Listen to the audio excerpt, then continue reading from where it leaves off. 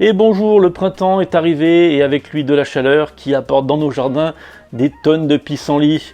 Nous allons aujourd'hui prendre le problème par les racines et découvrir comment les utiliser dans la teinture. Venez!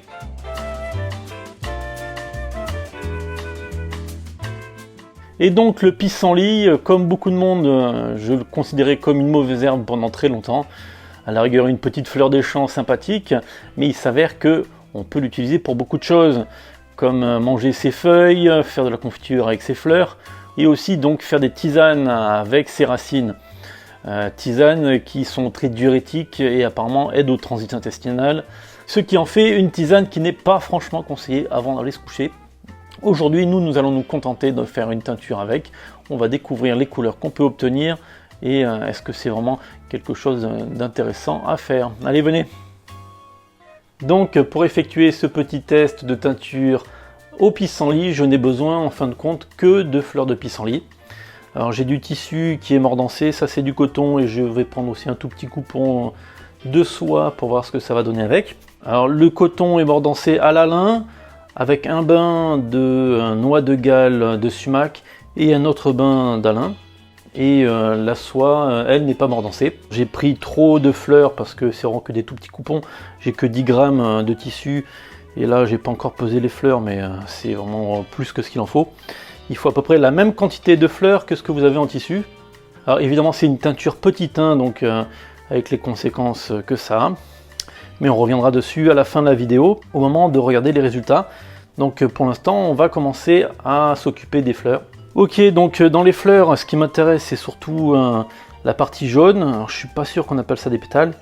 Et ce que je voudrais, c'est enlever la partie ici qui sert pas à grand chose, mis à part à peut-être mettre des pigments qui ne servent à rien. Voilà, on retire cette partie-là et on garde que celle-ci.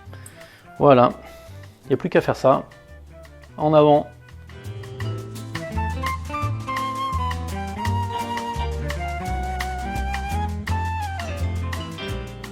Bon, maintenant j'ai la quantité qu'il me faut. Mes mains ont un petit peu jauni dans l'opération.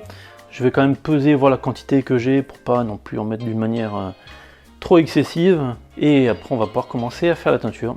Alors maintenant j'ai pesé à peu près 50 grammes de pétales de pissenlit. On n'a plus qu'à préparer le bain. Alors en quantité d'eau, je vais mettre à peu près 1 demi-litre, 1 litre. Alors je vais voir pour que les pétales soient bien immergés dans l'eau.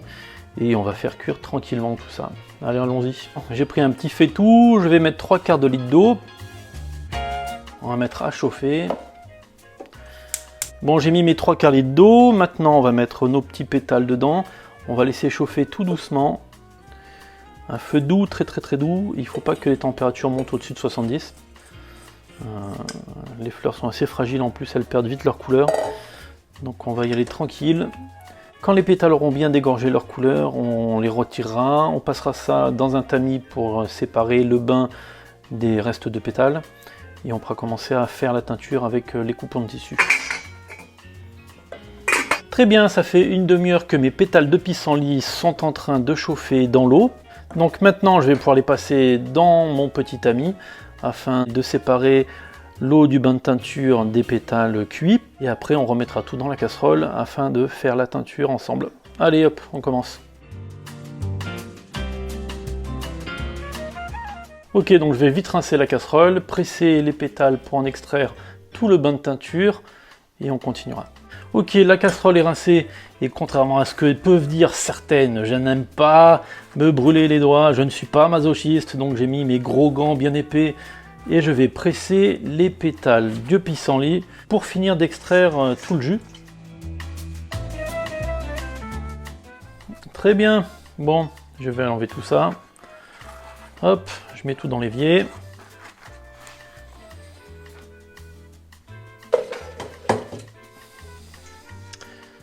Hop.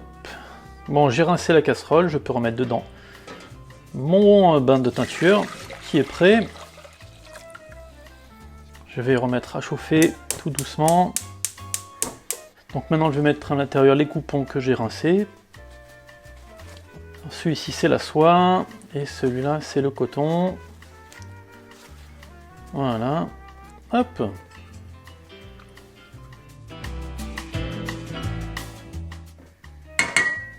Alors, donc je vais laisser chauffer dans le bain de teinture autour de 70 pendant une bonne heure.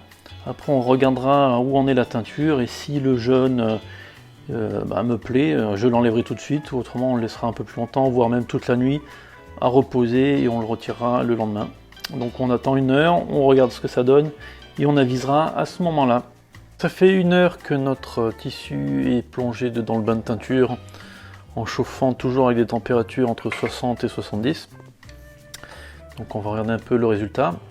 Voilà, donc vous voyez, ça fait un petit jaune un peu pastel, mais c'est le jaune en fait pissenlit, voilà. Donc on a obtenu le jaune pissenlit, c'est ce que je voulais. Donc maintenant, tout ce que vous avez à faire, c'est éteindre le feu, laisser tranquillement refroidir. Après, on sort le tissu, on le met à sécher. Une fois qu'il est sec, le laver, le refaire sécher et ça sera bon. Donc c'est ce que je vais faire et on se retrouve pour regarder le résultat ensemble. Ok, très bien, nous revoici donc avec les tissus lavés et séchés. Donc de ce côté-là, on a le petit coupon de soie que j'avais mis, plus le coupon un peu plus gros de coton. Alors les différences sont franchement pas énormes. Je dirais que la soie est légèrement plus claire en fait que le coton, mais je pense qu'à la caméra ça ne doit pas vraiment se voir. Donc le jaune que j'ai obtenu, c'est le jaune que j'avais déjà eu avec du pissenlit. Donc ne vous attendez pas à voir autre chose que celui-ci, normalement. Mis à part si vous faites un traitement spécial en post-bain ou dans le traitement mordancé, en ajoutant peut-être d'autres tanins, vous arriverez à avoir d'autres nuances. Après vous pouvez aussi peut-être essayer de le mélanger avec d'autres teintures, par exemple un bleu ou un violet. Ça vous fera des couleurs un peu différentes, ou même un rouge. Et donc en mixant plusieurs couleurs, vous pouvez obtenir après d'autres couleurs, par exemple le rouge, le jaune, avoir du orange, du vert en mettant du bleu et du jaune, etc. Donc là, ce jaune est un petit peu clair, mais quand même assez lumineux. Il est franchement très très joli. Comme je le disais un peu plus tôt, le pissenlit est une teinture petit teint et pas grand teint. Alors c'est des terminologies qu'en fait on a employées à une époque pour réglementer en fait tout le métier des teinturiers, et en mettant en fait quelles plantes étaient les plus belles et les plus durables. Et donc voilà, le pissenlit n'est pas du tout une plante durable. Suivant le mordançage que vous allez faire, elle tiendra plus ou moins longtemps, mais ne vous attendez pas non plus à garder une couleur très vive très très longtemps. Les rayons du soleil petit à petit la feront faner et passer. Les lavages aussi, suivant en plus la lessive que vous employez. Donc voilà, si vous faites une teinture au pissenlit, pensez bien que après, plus rapidement qu'une teinture grand teint comme la Gaude ou voilà, toutes les grosses teintures, dont j'ai oublié le nom maintenant. J'aurais dû me faire une liste avant, ça aurait été plus pratique. Donc voilà, il faut bien penser que cette plante n'est pas faite pour faire des teintures qui durent dans le temps et qui sont très très accrochées au tissu. Rien ne vous empêche après évidemment de refaire un bain de teinture pour raviver en fait les couleurs. Donc là c'est tout à fait possible, hein. Si vous faites ça sur un chemisier ou un vêtement et que la teinture est un peu partie, rien ne vous empêche un jour de repréparer un bain de teinture au pissenlit et de refaire un passage en teinture de pissenlit pour raviver les couleurs. Si vous avez donc un chemisier, une robe, un pantalon ou un t-shirt teint avec du pissenlit et qu'il commence à passer, donc il n'y a rien qui vous empêche après de refaire un bain de teinture pour le passer dedans. Donc voilà, je pense que le résultat parle de lui-même, c'est très très sympa. En plus les pissenlits en ce moment ils en pouseront beaucoup. Personnellement moi j'en avais ramassé vraiment quelques grosses poignées, donc ça m'avait donné à peu près 50-100 grammes de fleurs, mais j'en ai encore des tonnes chez moi, il y en a plein les rues en ce moment. Donc faites un petit tour à la campagne, vous pourrez en ramasser des pelletés. Un conseil quand même, c'est de les ramasser et de les utiliser le plus vite possible après les avoir pris. Et ainsi s'achève cette première vidéo printanière. Merci d'avoir regardé jusqu'au bout. Vous pouvez évidemment poser des questions en commentaire si vous en avez. Laissez un petit pouce bleu, vous abonner et passer sur nos réseaux sociaux évidemment. Vous avez la section à propos qui vous donnera toutes les adresses de nos réseaux.